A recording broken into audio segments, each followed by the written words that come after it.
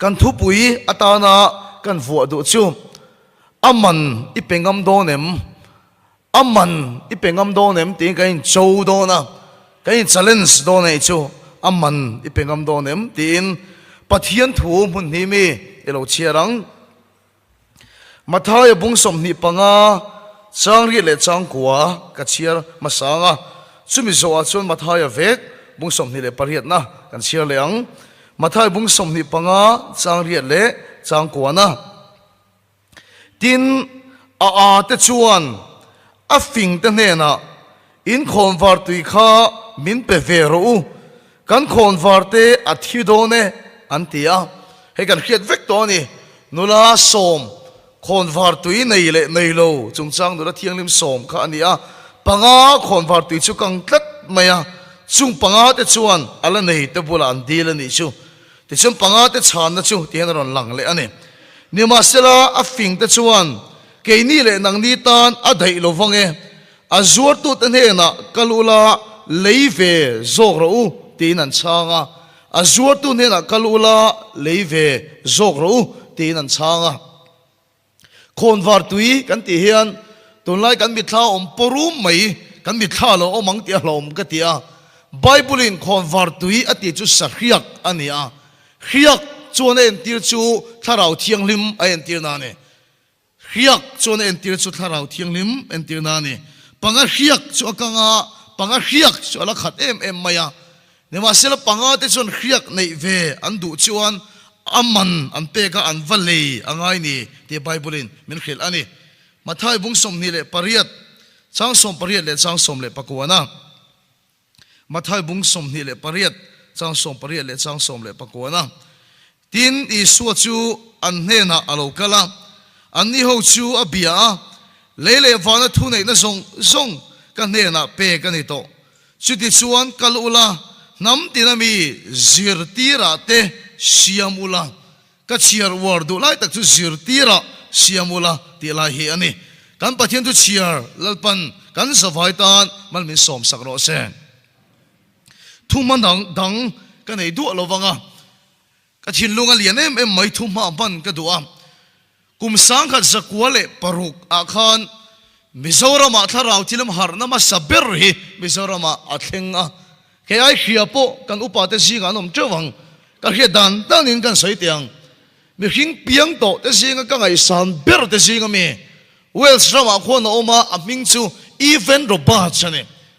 lungal theilei chuana khura apa ina thi san ma wangin a thok thina lungal thei an lei mop po chuan aron room le dot mai thina an lai le thina ron room le dot mai thin natna nei mo an tian an ngai thak chian chuan atak sana reng hi lo ni lova wells ramta na tong trai na kha aron room chuak thina ni chu even ro ba sa tong trai na personal pa wells rami min pero ani lo son kan nun nei la mai ro tin kum som le pali chau ani lai tangin na satakin wells ram pathiam bula adil to ane lalpa so na thopui ta na satakin wells har na thlen tu ro pui lut to ka even ro ba sa chu amangani sei to tam tak kane ka sei vek seng lowang football stadium te ruaka in khel en tur omlo khopin football stadium te ruaka police in man tur an nei lawa sai pola te anin tina chuti lai tong kam lar berchu we shall meet beyond the river luira la kanin tok le donia tin mei thai fa te pon an nu te chau longin missionary kal turan chuasan sup maya tu lai ga phone in biak thei ani lawa lekha in thon kha ni mai a thatel te a thang thin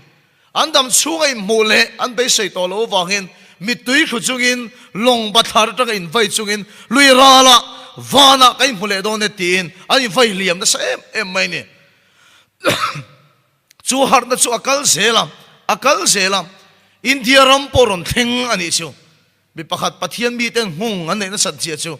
megalaya moirang an tia harna na sadeu mai even ro ba saken harna kharon theng ta sel mai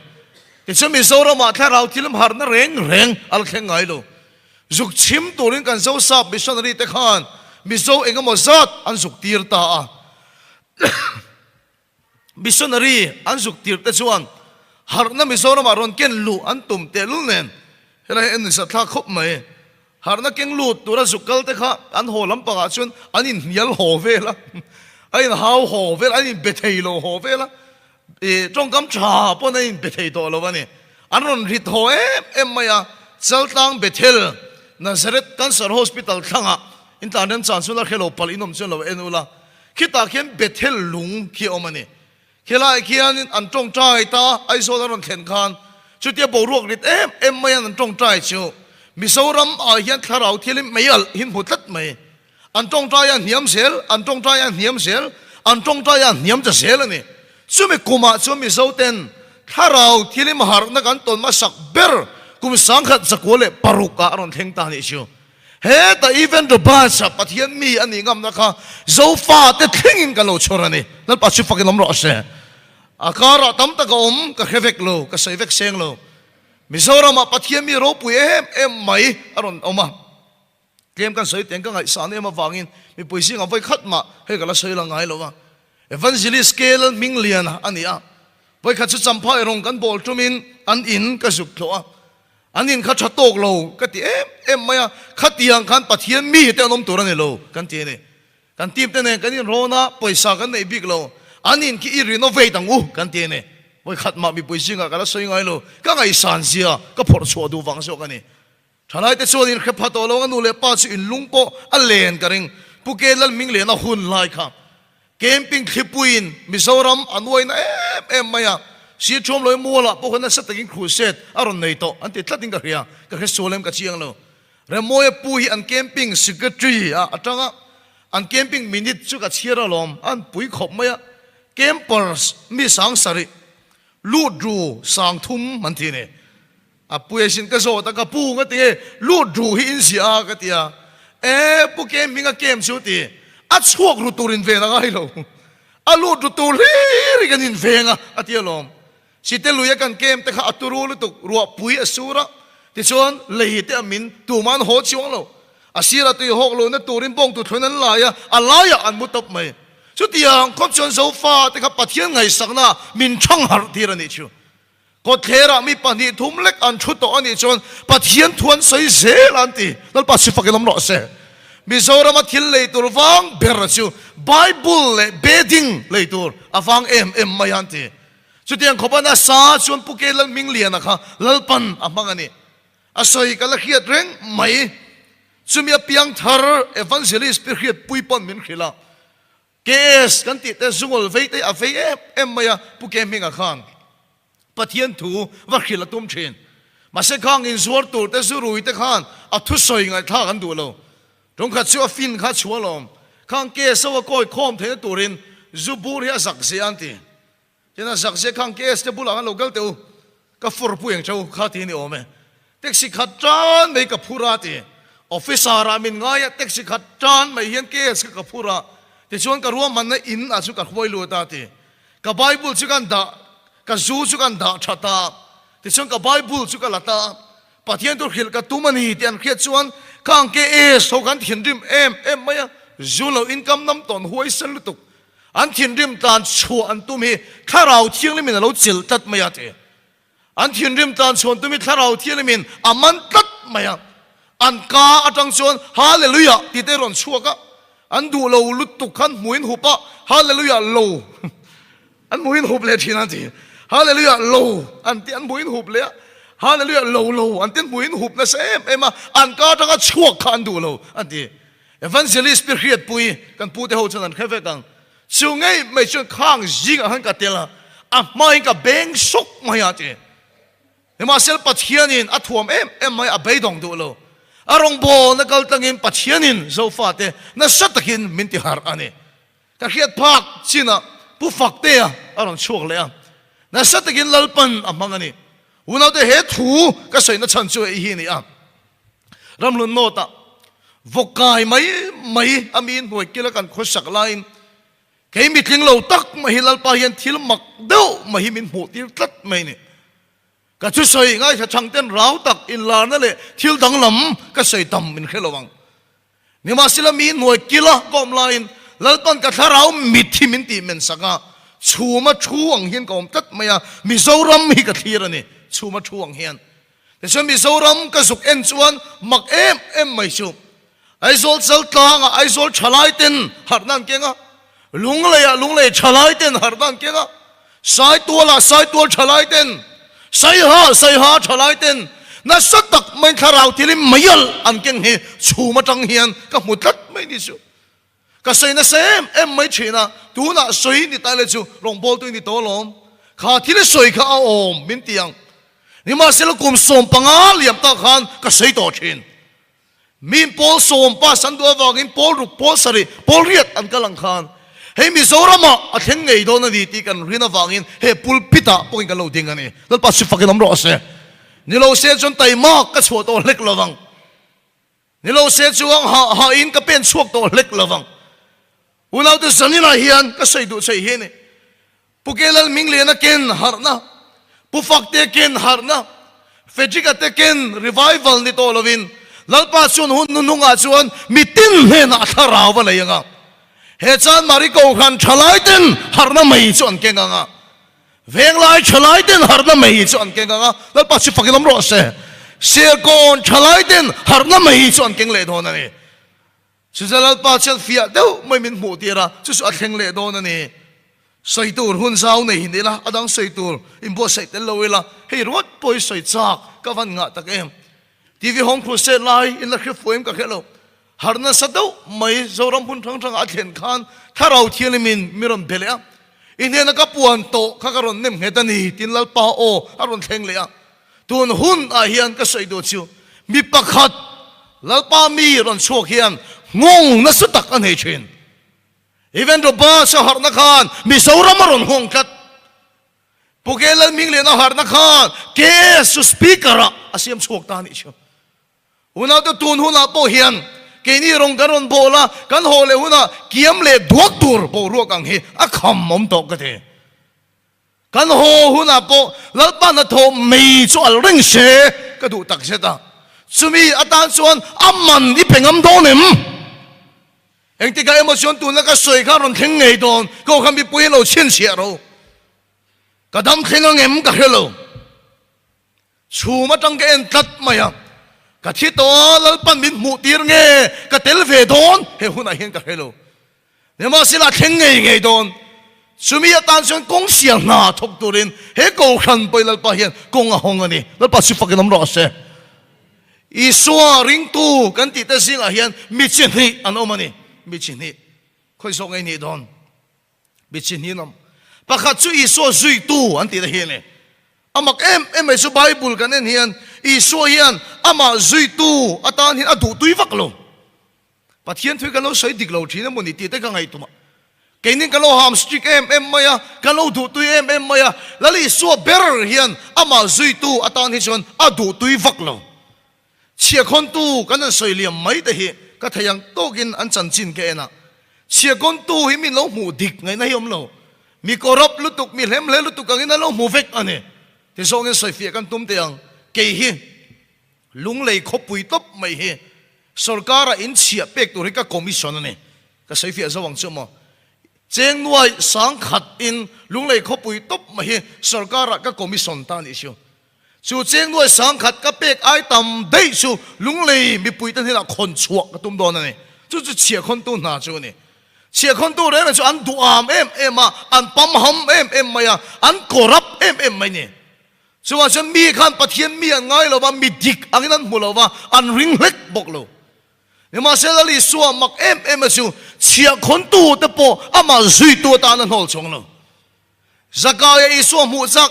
emin thei pui ku nga lo lo na lali suwa chuan na mu phai lo zakai lo chukro voina ina ka theng don unau to lali suwa na ma zui tu tan mi korap deu da poya pom tho kan thu cha soi tam ber a chuan mi korap deu te mi dik lo deu te chu in khom poron in khom ve to lo tu tan kan mar deu te te to Sunday school sir ti tu ni ve kham te ko khana thei to pa an ron in mang te in mang ve to lo tur hian a nol hian kan nol deu te te a lali suwa ai hian kan du tu yam ti te ka ngai to chin Mary Magdalene a ko chungaram hoi pasari pai ti te arap thak ka ti lutuk ram hoi ti bo hi kan ma chon sau sau pakhat chawin alu chil ani point rong bol tu den kan bi chian thin chu engin nge sual kong honang ramoi pakhat alu na tur engin nge kong honang Mary Magdalene chon pasari in alu khung ani chu mai chelep chia tak kholo tak ani nge yang ramoi pasari in alu khung thei chu Nima sila chu tinga kholo le lep chia po ama zui tu atan chon lali su na pom thowani dal pa chu fakilam lo se zai fellow iting tok lo inun sungril po thiang lem tok lo simi wanga in khom de in thung bi su chan vo chak lo ta ka ichel ve ta po kha king lo ai ngai su me king tong chon eng poi lo soi ma se lali suo hin mo lo che ama zui tu atan hian adu tuil tuk lo tung kha chu kan kom sak luk ani boka wana pa hol hi ka san ho tai deu motorin wana pa hol bula ka ding ani handin mai mai hi ka chinga tum danga po chute ka din lai chu ka bulai motor pakhat aron ding vele a te chuanin da thalang down lowa kan din reng nuwa anu aron down na miron bia ke pon ka down le ni mai kor ka volu khum ka khum dai a min kha mai lo niang motor pakhata chuang ka chuan ka pu ingak ve thobem ni miron ti ni kes kha ingak ve thobem di min tia thu dik ka khela o ngak ve thove ka tia ka pu ingak ma sa zok na chungin hei ka chiam pai man mo to riaw waron chua chuan min kian lan ti ni a ka ha ma sa zok ka kian phal te lo cheu ka ti ni ke ngak ve ve kha kan ni ha ti chuan ka tong khan min kha deu ani mai the ka pu ka khiat nui vanang ve tia min kha mai thei sin ka tia ka mai kor kan vuwa chuan kan ko khana poi ron khu se thol hom min tia an teng chi ka sei sak lo mai nga an sak le deu ne ngai mo puta ke ma tak khi chuan ka hak ve palo amang hin ha ka kal puya ten ten mo pu le ni thu dik zo pu ka hetalo so te ka chut reng lai chuan palian deu pakhat hi ron kala fit duk chong dei niang fejik kan pi in mu du che kom theng em bin ti ne eng tin pi nge ka tia a chan chin chi bula soya phal tho mizoram a chuna ma ai dam doi vor tu lian hi nom ka ring lo an noeng ke senga mo zat po en kola kan pi ber ania ke hi ama veng tu agat kane yom tia khia mu che adu ni atia te reng mai chu tiang mi te su ka mu cha ka lom ka te ka mu cha tak taka he chana ma mu tur chen ka fa kal ani kanin mu kanin maton chia me chu mi en thangam tat lo maya ami ti khu a khua a trap le thina ni ka pi enge min mu idu na chan chu kan ti chuan min mu adu chan chu ka bula sei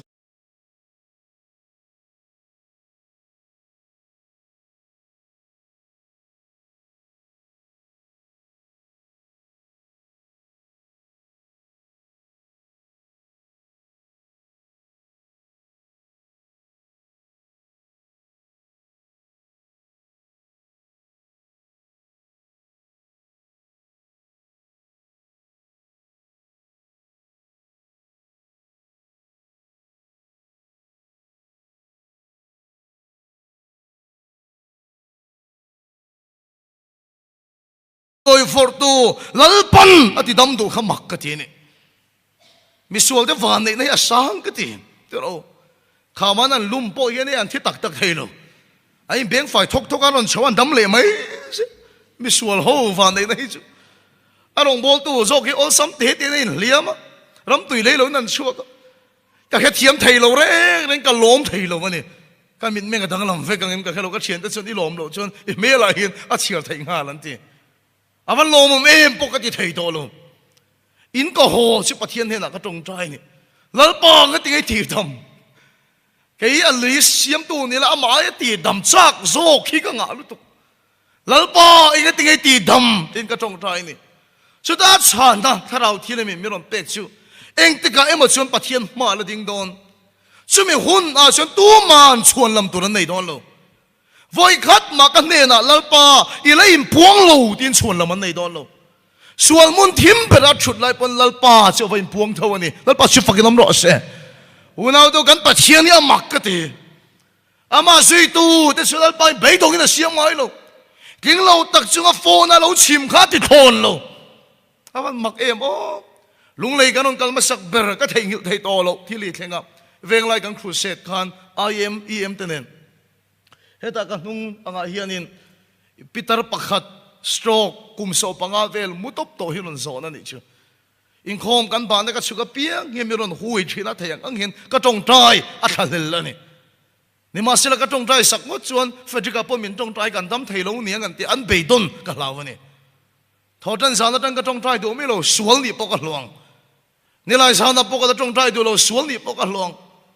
ni nga sana po sir tom san thleng po min hui sia a om ka ti lu tok sual ni po ka luang ni ma sila mak ms in rin ni sana kan tim te mi tha po lom ka rin chu kan pi an mutir sia mai su amut na tang ron thou ta trong chuộc thấy tôi lo sẽ là ba phật nó trong chuộc ta sẽ lúng lấy mi ngay này nó ba sẽ phật cái lông rõ sẽ u nào tu à tì ra nó ban tì đâm lô mà sẽ nên ngài đi sa na diệt tôm sa na tì đâm lô mà sẽ ama bây sẽ chắc lâu ta cả duy khám tu siêu nó ba hi nó tì thôn ngay luôn kan tu hu na tắc chế lô mà sẽ ama hu na sẽ truyền nó ba siêu cái thình hiệu thấy tôi lo cái mít hạ bộ xám liền em mà hiểu mà ai sol khát là về ngã rong căn bộ lại thu cái xây sầu hi đâm lâu cái trong trái sắc chi na mấy sếp bạc khát hiền in tar về ní chứ hết tiệt cái en bộ hiền ama khăn rin na nung hi cái mù thầy in hay bị cái ring lo mi bôi gì ngã bộ cái pan chắc mấy alu chung cút ngã tin cái trong trái mai cái pi anh cái điều sắc ang che cái ti chuan kum som cái này to pha cái nó bay thầy lo rin na nung hi này cái trong trái sắc ta ní chứ bây giờ ta sáng ta cái này ho ama ava in te sa no te cho pai hunan la pai chung lo ani anu kan dong bon na dang aron kal le ama khanin beidong mel ama han sak lo mel ka mulo no ten la pai lo chung pon rin na nung ngai chia mel hi kal mu ka pan le chat maya asai ngai to lo ka khia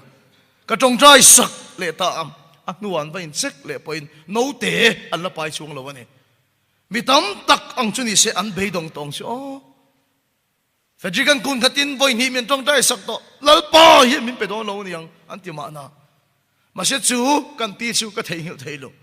avoi thum na na ron kal le ama kan mual mel be dong mel hi pakhat nom lo rin na nung le chak ngai chi ya mel amu tu lom alu chunga kut katin ka tong dai sak le ani chu kan mu to lo wang January ni khat a hian hospital po suasan thei lo khopana te hi itlong u kan tim hovin Ebenezer Hospital kan tlo kuala ni kan khuang pu pakhat te uat pakhata an valut hi tu tengei ni an vati chuan Fedrika te team kan ni an ti chuan mai che pakhati lo trap rot mai ni chu Fedrika se lo telem an ti all tele salama sa tong trai an ti khong ai takin min ko sak ron ti chul maya kan chen ta ron tlan chuak le chuan min ko tu te pin dan lampanga min valut ti chu ka thil mu chu moi sin beidong thelo rin na nung nei reng nu pakhat khan chu khuma chen no te pomin chu khuma chen lo muwa ama kara no te ne chu no te chu lo pom mani chu tunge ming ka te ming pola nei lo phoro min ti a ka tong dai pa chen Elizabeth ka te a ming po ka pho sak nga la ni Elizabeth is lian to em maya ka pian cham ma te hian present anu nen ni ron thon thina zai ka sei chu du per chu ama zui tu te ne national pan ro puina alam ti le china sang per pangale sang pani ati pun sak thina beidong lawa ma zui kham tu te ne chuan athil ti theizia lalpan amuti le china ni lalpa si fakinom ro se kan rina chak tok lo ni mai thei makati em zu ring lo tu pon an zui chuna khoi tho ring lo tu point coffee night salvation army ho bo se thin hin khiat karing December ni som ni pali jana trum ka thu so ya min som lo man be om ang lo hi ka ti khopa thu ka soi ma asira bible ka sak se reng la hian ruat feli trio tek kha an sai tira lungta par ti kha sa ni kan lungta ta par velo ti vera sa bula bible sak sen ka lom mare lungta par sak so si tu so yal tu kan ni chu ahu poro me mi pai han zuang na sa em bo ru kha san si an sak ti dang khang yom si chu an sak zo ti ting tang lo ha sang khat le thunon che sak ti ra ni kham lo deu hi mi puan si ma voi khat le an ti lai bible len ka lon cho wa ni tu sa ya cha kom lo em ma ya pathian thungai khatura lo kal po an ni lo ne ma sil chu te pathian thu ka sei chulal pain na se takin na thok that ma ya vai kongkal tang mai tum aban ding lam che thei to mia lo hi a che thei that ma ya ni som ni le pali December sana lalpan ati damani chu Christmas present ani ka tia ka lom em ma ya chu kan unau vai chu ka ko chho ta Christian ni em ka te ni lo atia I damani tro ka te mi tu tla lom em mai lalpa na pule do na ni ka te ka pholu tu ka so ta ni ani le Christian na in pedung em ka te chu vai pa chon ai du chuang lowang ti min chang ani a be don thak em mai pasal lalpa hi avan mak em ka te lalpa hi avan tha em nang bo I felang sowin ha thok do ni se ti dam thak yom lowang ma som tak yom lowang zanina ka soilen du ma sa chu saklo tak chung po ma kan zui hilal pa hi min hol lowa kinglo em ama kan pe sei hilal pa min har lo ani lal pa si fakinom ro se ama zui tu te chona mal som na andonga ama zui tu te chona thil ti thei na andonga ama zui tu te chona ti dam na an sang thin ni ma sel sanina ma so na tur thu ka sei don ma so na tur mathaya bungsom ni le pariat a khana soi kha nam tinami piang thara siam ro atilo nam tinami zirtira siam ro khong ai mi khathia mula pulpit a hin sap trong mang tam lo pol tak kan di chi ka ringa ma sela mi khathia mula ama zui tu followers mai ni lovin azirtir disciples ni turin lalpa mindu thatane nam tinami zirtira siam ro ka thinlung tui hal em asimo Misaura mai ni so zui tu kan tam lutuk azir tir eng sang nge omang ma kan so ni van hun to tak em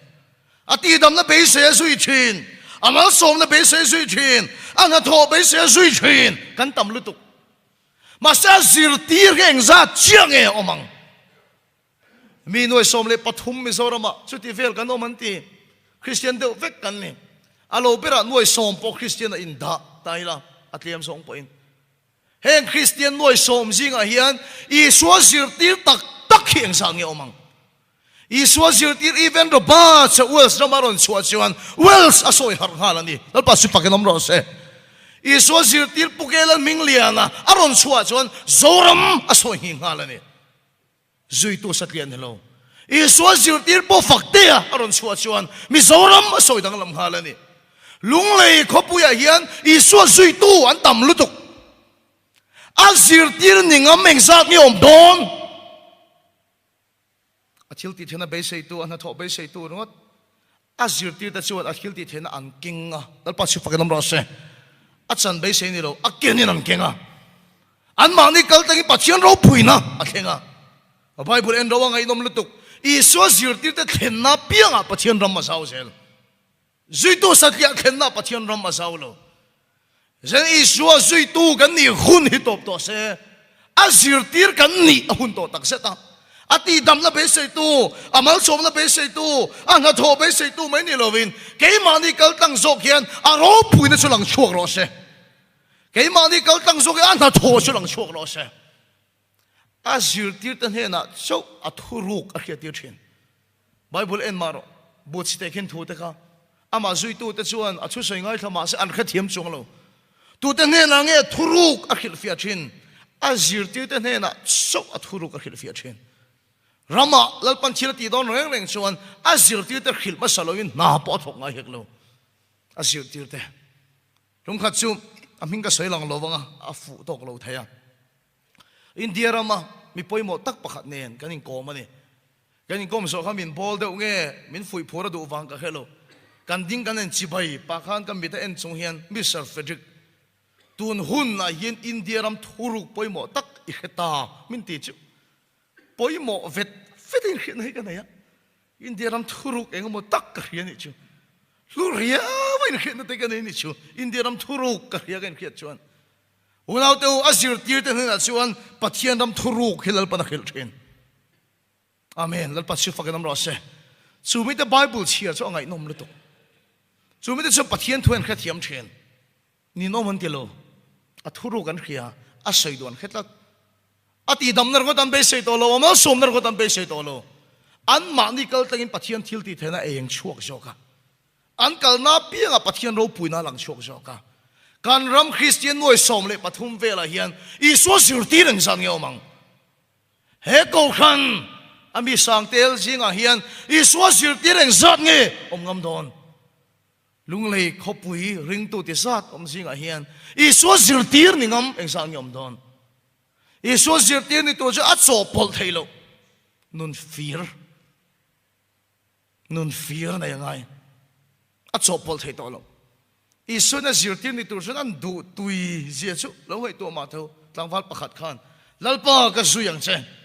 a zir tir ni ve kha du ni lai so chuan ama zui tura an ko don tak chu tlangwal chuan I so bula kapa min vui tir zet ro atini hei mi tam tak chuan kan khethiam lo mai the apa thi to hun ser chu wa man dil ang hian kan ngai thin ni ma sela ni lo an ti lom sir mi ten apa khala dam reng an ti kapa min en kol fel tir phot ro ka chung ko min rel fel tir phot ro ti chuni sir tir ka lo ni veang ma sela li chuan tinga se kha mi thi vekin vui ro se azir tir ni tur chuan thil dang zong aya ama mangai tu hilal pan du ne a kop thei to lo a cho pol thei to lo la pa chu fakin am ro se iningam donem aman pe ka ngai ni o azir tir ni tur chuan tangwal pakhat ho sa deuh ne ni so ni tok he tangwal hi o ka sei zong point ka ui pui tak zet thin ka ui tak zet inai zong khalla azir tir ni tur na so mani lo pombay se chon peterate chako pati anjia ta mingbula a ming hiom veng chatua ni na mingi dai to lovang he tlangwal hi o lali so sir tir ni ai chuan ani zong ka atam si a tha phal lovang masengai to de unau tu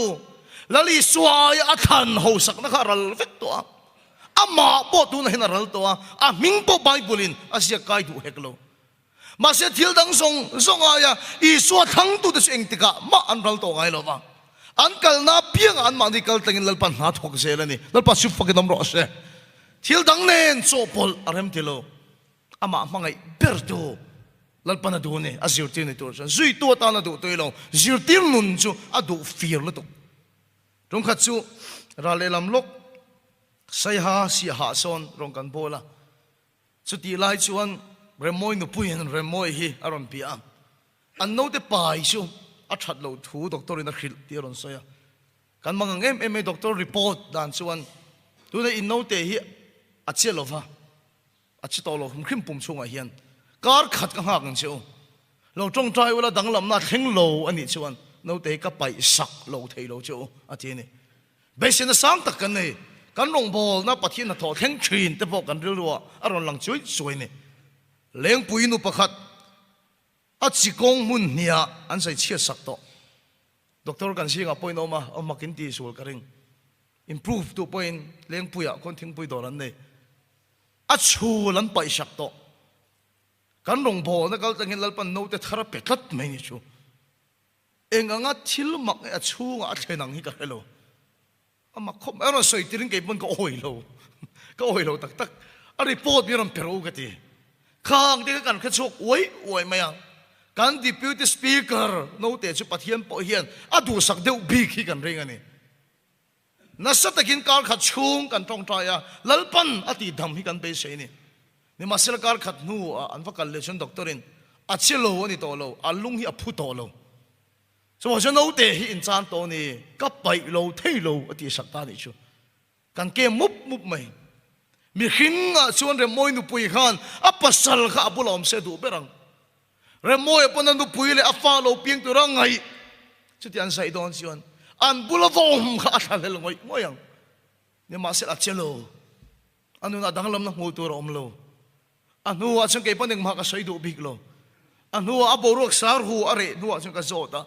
ega tinge ho I sai lo so ma se ka phal chu ka ring chung lo ba a tinge hoi sai lo ka ti chuan remoyan mi chan na ni ro pui ka ti ka no pui le ka fa lo piang tur ai point lali suai ka mangai ani ti amen lal pa chu fa ka nam ro se chu chu sir ti te kal kong ani ho se khem huna ta lowang wa na ma kal lo pha lowang ma se thil dang song aya ama mangai kat tu te na chuan lal pa na thil ti theina a ken tir ve thina lal pa chu fa ka nam ro se lal pa nan ma ni kal te na ro pui na lan tira a thu ruk a khil ve thina ni thil dang song aya ma mangai tu una to ka sai tu min khiat thiam lo ka wan hlau em so tiang ani chon rong polin ron kal fe so ro le kan tim te po mi ron zui ve fe kro ti ka soi na lampang ani lo ina tho na i sarkara politics sa sum do na thil dang song song ai ni so mangai ro i kha thiang thil dang song song ai ni so mangai ro inu pui i pasali fanau te ai pon ni so mangai ro tang dang ka soyang mai kan upa te bula chung ka soi do ka thu soya hian adik thil ka soi thin ka ti kha kan rong bo na min tui pui em tu chung ko pakhat thin oma alo en em long chumo chung ko pakhat thin oma atira chen min tui puya kan ti min tui pui ta chen om thei pol te pon ni kan tang kai pui em ani bi lim chung kwa angani tuna por ni khom se alam ve nge yang chu den khopam bi lim chung kwa chon ni mastel chilom sia kan khia thiam nuwa an chung ko khosak da le an na tho ai mil lo ti kan chiar thiam tat me ni chu an chung ko na tho ai nan khosak a sang dei sang takani kan kha thiam tat tireng mai singa diklo milem le deu pom azui tu kham kham tan san lal pan lo pom ma na azir tir tan sin pom lo de khetlat mai ni chu kan ti pui ta kan ti pui ni ma sela chu ta kan mu chu chu mo an pa ber kan sum lak lu dan an nu pon ai tho an khak ngam lo an sum lak lu dan an khak wei chun an dim mun niam boi don chu din mun niam a din chuan ngam lo lali suwa ai an fa den mangai tat pa ber kan lali suwa ai an nu pui mangai tat tu la mi tam tak ai ruk na chan lian soi chu mo an nu pui te zok ti khom te an fa de le thei mel an mu do du lo wang thil dik lo ti ha sam man ti when you full time you non kal vero ka ti lo se I thil ti na pianga nang ma ai poin inu pui fana ai poin I suwa mangai ro amen la pas fakilam ro se ama mangai berte chu ti ma tel ve kherlo ma se anom na pianga I so zir tir te ti an nia anom na piang an medical tengin pathian ro puina lang thin ani lalpa si fakilam ro se engkim aya ama mangai tu hi lalpan adu ani I so sui tu mai lo zir tir kan ni hun to zir tir ni tu chan aman kan pe nga mangai kan ti kha aman kan pe nga mangai Reverend Dr. Arlal Than Moya Baptist Pastor ro pui tak khan athil soi ka thei hil thei to lo missionary ho an tir chu do na thutsa kalongai tha keima himin khil tel ve ni hen ka khia missionary tir tur ho kha in le lo in kal san thei in main kal san thei in chung te po kal san har ber chu ma ni nun hi ni ati ni a dikhi ka ti em maya kanin le lo kan kal san thei nu pui fanau te pon kal san thei ma ni nun kal san ya har ber atop lam kan hayang ma ni nun kal san ya har ber ka testimony pakhat ka soi do a rong bola ke kan pen tir kan dam lo hi mi ron pan thina ka tong trai sak thina ne ma se pathian thil ti thena ka ken ka anep ka ti a chak tok lo ka ti ka in du khop thei lo na sa takin pathian bola ka diela ka tong trai ya lalpan ka dil na mi ngai thak sak aniang ka fa pa khiak ka thi don che a Eliza tharau ang kha inena po kan lei dona kha Eliza tharau chan nang ka baptisu zona nena po ka lei saka su Eliza tharau baptisu zona po putang ka inena ka lei dona ni ti pathian o hiron theng ani ni masela ken tela ne amban pe ka ngai keng tu ni don chen amban pe ka ngai baptisu zona khat khalera akhosa kan khavet a theng na em mai thalera thalera kho sak chuan lalpa lo biak tur nei lo nun kho har kha kadai ngam lo ani kho pui kho sak chi ke pi member thatak pangai takami nun aga nun ve mai pathian thu oi ni kha ka du mase aman pe ka nun chan kha ngam lo in kha thiam em thalai khovel nun aga nun ve ka du thalai te tiang ti ve ka du nun inser rang bi mi tiang ti ve thailo khalera kho sak pathian lo chu kom tu rom lo nun kho har ka dai ngam lo ani ai ka te lo o ka te lo ka ngoi ta reng me ni chu rong kan bol mop mop rong kan bol mop mop pathian na thok ka ken ka nep ka ti that mai a chak tok ka ti thailo be dong adam lo po ka mi kir le boi re om ka ti em mai a to pa si ka tuar ta lo ani chu lalpa su khiak chu mi la thi du ngem ka ti chuan pathian o si ka hne na ron theng ta lalpa chu athu ti amari lu lam le to ai lo wa leya ka phel chon wana phel don sang turin nang ma ka lo in phel ro le ti pathian o hi ka dong ta ni som ni le pakhat chung so hei tong trai ka nei ta en ti sang ye ka khe to lo ka mu thei to lo bang heng ka thut lai hian lalpan a khiak thing nim chu mi ron thi ta ni chu lalpa chu fakelam ro se unau tu lalpa thil ti na keng tur chuan zui tu mai ni lo zir tir ni tur chuan kan nun hian a man kan pe nga mangai mi khosak nga khosa ve rang in a theilo mi nei duang nei ve rang in a theilo khopuya khosak a theilo tulai khovel kal da na kal ve a theilo thang thar khovel om da na om ve theilo in sir khana ngai khalera yom ngam donem chu tiang mi chu he chan mari ko khana hinan chhuwa ka ni chuan an ma ni kal tangin lal pana ro puina lan thir dona ni lal pa chu fakenam ro se har na ron theng le tura po hian lal pa na thoking tu ani nge nge yang chu tu chen in nun khan aman ipengam donem in nun khan aman ipengam donem inunin i hun in aman ipele gam donem ken som du ni ka le kan kem tura po hian thil tam tak chin fel ngai omang ti fel tu ro mang khopui thil kan nun ho dan thil ikal san ngamang em in nun khana mani pengam mangem aman pengam lo chu pathian khiak thi nan changai lo i hun khana mani pengam donem i hunin khate chu mai me khalal par khiak ka thi don lo che a zui tu chin reng ati dam lo che ka te lo ma sia zir tir ni tu chana man ni pengam donem i hun khan awan poi moi mi hun khan ka thengil thei to lo rong bol tu pakhat chan chini ka chiara chu rong bol tu chen pathi ne choma thu ka soya ti ka thu soya nung em ka in kho ma khan tharau thile mi minom puini ti tu panan khiang in khom kan bang kan sukha an pastorin min chi bai ngot po su tharau thil om puine ke ma lo lo ma pastor tu chhuata atlut nok thaya ti su tiang khopana sa chun lalpan minom puya ati ni chu zana thu cha ka soi le don mi pui song chuan chu pathian na tho be sei le chuan midang in khom lo po an som nem tur zia min khila min chi bai sup maya zana ka thu sei le an hak le me mani chomai khom ban chuan kan biakin atanga kilometer tam vak lo wa hian ka nau nei chun ka farnu nei chun hian pasal anaya ti kum tam takin motol ho kan awan ka ngai em an ina chai turin motoring ka pheya kanin muchia chu kan farnu nei chun in mungai to lo kan boka kanin kwa kanin thalel em maya soidun tur kan nga em kan ti tu em ane ti ka chome du zong a khiat ang uluk takin lo sia ma choi do ka na lo chopa choi tu ra ka thu chia chu tharau thing li mi ron bia te chu rong bol tu chuan choi tu ra ka thu chia chu ka fa pa trong trai to ro le awan hun lo em thro trong trai to ro le karil ru hen lalpa yel char charati lalpa om ang lo lu tu khei choi do kana ka thu to ke le lo chen lungoi lo wang rei tak ka nau mu to lo ka ni hen kan yel char charati o dang reng a then bel to lo ngai thatak chun chok ka kila azan in kho ma kan ding le che chu a chu nang reng a min chen chil tu tharau thing le mi ka nei ta lo wa ti mi puiron tam to si be sei mu lo be dong mel mu har ka te me mai upa te le chu makhin ti anti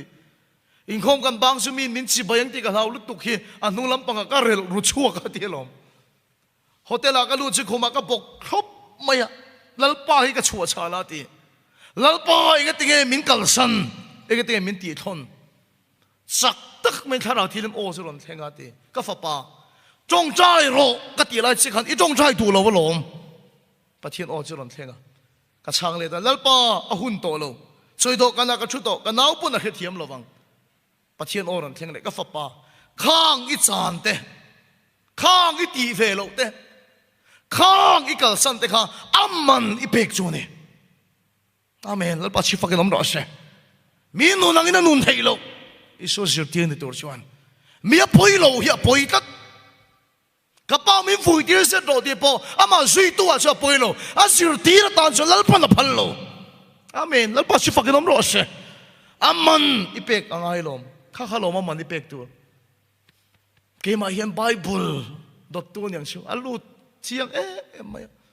ka chian tiang in kom verem lo ka hun hian ama na pek angai cái trong trai dar sát ari tổ dân sa này cái trong trai nghề mấy khát tiêu hôn lại cho mình sau đó mà youth icon comedian sir Steven Lar vang lại đi khá phone cái là khơi lo TV cái nên súp à khó khai là khát trên này anh phim tu thọ bộ cái trong trai hôn tổ cho cái chuộc top mấy cái vấn en chạc về thầy tắc mà sẽ cái en về lâu tới khá âm mặn cái bẹc chú này công dung cái cái ngắt ngắt cái trong trai ya ina TV hian thir về lâu mấy lắm anh phim tu thọ rong rong hết cả hay phải cả anh sai rong rong cả hay phải cả mà sẽ mi ông mang công về tôi nó thali ra cái khó sắc ngay cái hun hian aman cái bẹc ngamang ngay riêng đã đi thang cái thâu ba cái sung cái tiệc hạt cái lâu vàng in tối lết ta chinh cái trong trai à cái hun hiền là mình cái bè cái ngay ông mày ngót lal pan khia cái thiệt ngay luôn à chân đâm lâu chơi cái tiệt luôn à siêu tiệt in ngâm tắc sẽ tem sao anh này ngay cái san này ngay siêu man pengam te kal tang chun he lung lei khop pui hi lal pa ti dam leang siêu man pengam te kal tang chuan lal pa thil ti then chu ai en chua ti leang ring tu an wai tel om hi setan na lau lo kan ra ma hin ring tu an tam lu tuk zir tir ti tham manom lo lung le hen zir tir pathum chau bo lo chok ro se an van soi hing don chiang em lal pa chu fakinam ro se hallelujah he ko khan ni so zir tir pa khat chau bo chok ro se he ko khan ni avan soi hing don chiang em min khathiam ro thanem ka ngai riaw ani cái tổกันkhár thổ tắc tất cả nghe cái này cái soi thấy đấy mày chúng khát chịu cầm phê khiết để thổ qua liền trong trái này rồi là cái lăng à chú lắm mà qua chiết lâu thế lúc liền trong thổ lắm này rồi sửa thút mày à cái lên tụi cái lăng à vàng cái nào bù là cầm phê khiết thế nào cái lụt à anh motor hộ chú cái đi là này mình phal sắc em mày à motor hộ chú thì cho nên motor misoro mà cho nên mình tàu bèr tới gì cái mini cái ring cho ai tàu chú này hiện tầm cái ring lo vật sang càng bèr tới gì cái mini cái khal anh phal bỏ xuống cái lom em mày à in cái thấy đâu mình cái khal phải vậy này rồi vác lâu cái khal nuôi chú anh số mình làm mua bùn phan là bao hol pan là làm bằng cái tàn phải lại son khám motor sang càng cái là khởi thiam vác lâu vàng cái ăn cái tiệm bây giờ cái tàn lại khan à motor khao khu bèr này hiện cái kia à thì đốt mình này chú cái vấn dễ lo em cái tiệm à motor cái on lên nè, aron nung về lên mấy tối té cái tàn aron khu lên đâu biết là thi lệ đốt mấy nè chú, à mặc em mấy phải khát cái on lên cái tàn lên aron khu lên đâu biết là motor cái thi lệ mấy nè chú, cái nung à traffic cái design sao tụi aron bỏ đấy, imo là mi thì vậy, cái thiam lâu mi thì vậy, aron áo cái sao tôi mấy cái thằng đi, à số bút to mấy cái hộp cái măng ăn được tụt cả, thì chúng cái on lên trên, à nung thấy đấy, lên tổ là vậy tiếng motor sang càng cái khởi về ngó ta cái thiam lâu này cái tí này tụi về ra cái vật đặc chuộc chú cái miếng cái mũ mũ cái rong bol tụi này chặt về nó nhàng thì đêm đâu ta bỏ miếng cái lâu xiêm lệ to bút phê trích năng cái mỏ tiền tiền motor cái tí giang sát nên traffic police vẫn mình hao rồi vậy cái motor cái chia nên ngay vào cái nông thầy to xí lo anh súp mày à sao mày và nó bảo hol thiên ma đều sao này cái motor cái mình en bui ta này mà thì cái hong về la anh thì chiếm đâu tôi phải chọn mua để khăn lụt về là nè khăn em nó sẽ em mình có một cái sạc traffic cái giảm đó sao traffic police là cái anh thắt hung sủ mới thì sẽ là cái anh thắt hung tụt mày anh mua cái lụt cái chiếc nó sẽ lụt tụt đó cho mình nuôi cho papa khát tiền không mua fabric steering zone là cái lụt thút tiền cái tiền thút ta local tiền fabric cái ta anh nuôi lụt mày là anh mà cái xem thật đông chung luôn thì mà hồn bọn ông xem này rồi tiền cái bùi nghe ông xem cái tiền cho so anh rồi petrol này to này nem, i petrol so akang vậy cái gì so, anh nuôi lụa là mà hồn nó thật gì này lo, i petrol là cái gì so, mình tiền này, cái motor nó lệ râu bụi bọn này sẽ petrol lắm rồi, anh nung thấy miệng rồi gì so, thì sao mình nó sắc ta này cái nó về cái tiệm bên anh phal hết lâu mấy à, steering zone cái 2 1 2 3 anh tiền nó lùi mấy và nó bao hol nuôi mình sao fit à cái mình nó thà cái này yang ang paisa chỉ cái bè petrol chứ mình thun sắc ta cái motor cho room chuộc lại ta rồi nung lại ta này chứ cái ta lại chỉ cho hết thui cái mà rồi nung ta hà lại chứ em ang bên hậu sinh râu bùi mấy la bắt chiến thu hết tấm mấy la in thua môi mấy la cái khía càng cất xì chuan cái nung này em chuộc rồi là anh nung sâu chuông rồi san mari ko khan ni ra la tang ka lo khiat dan chuan Mizoram Baptist apo ko khan lian ber pakhatin ni in biakin po lian ber te singa mi ni khom pui po in khen ngun sia ka ria ni ma sela engang ko khan ro pui le lian changkang po ni se lal pa tharau ti lim khiak khi akang kat chi chuan ro pui na yen eng ma ati thei to lo ba unaw da ho sak na yen eng ma ati thei to lo so tiang biakin ro pui tlu cheta sabra ma tam lu tu inun polo churo in cha in sa khum tu bin nei in so facet sitting room ma mi ta ba moi lu tu phone cha cha i lei ni ma sila nang ma khiak akang kat chi chuan inun ka nung zo to lo ba nor kal reng ngai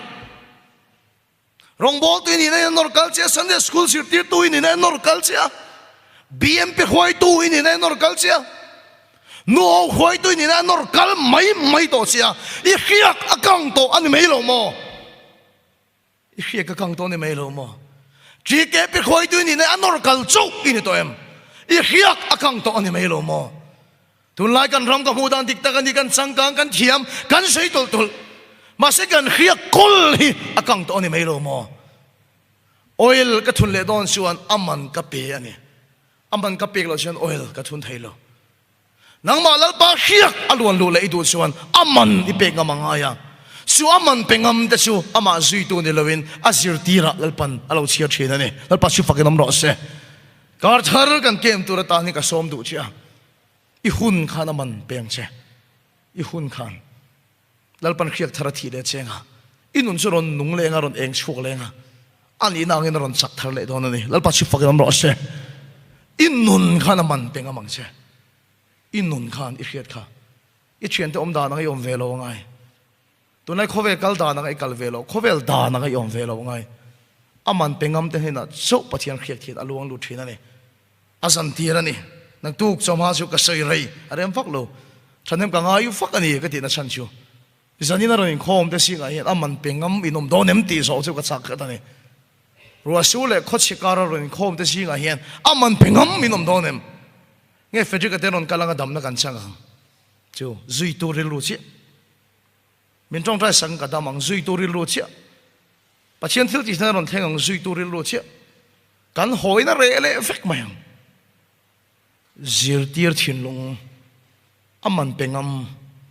bà thum châu bỏ hết cậu cái này chuộc xe, hết cậu cái này soi đằng lam mang, lung lầy khóc bùi hiện soi đằng lam mang, aman pengam đó nem, cha như này ngay tia top ka kharang ka chano lal pana peleng che kal chano lal pana rul leng che ka tilo ka le rong kem pop ro I buai mai thei I chan mai thei har se dai to mai arul le kher lo wang che amman ni pek ve tu ni ro che ka kal sana lal pan mi lo chin fel sak kan mi zo pathian chu sai da na ne a chin fel sak kher lo mai thei che I buai ve nok mai thei a poi lo cha ni nei lo chuan amman pek ani thei lo khom ba na thấy tùy cái này đó bọn mình cặp bè càng ai, rồi thấy hai tùy cái này đó bọn mình cặp bè càng ai, tiếngzel cho này, tiếng tera tùy cái này đó bọn nín bút tùy cái này đó bọn mình cặp bè càng ai, lal pa khiak thina luang lu tur sa amani pe ka itcha ni nei nga ya arul kher to lo wang che ma se amani pengam do nem aman pengam te su tu ni to zir tir an di thin azir tir kan di hi hun to tak zet ani ti zani na hian kan thu cha chu ni kan thu soi lal pan kan zawai tan mal min som sak lo se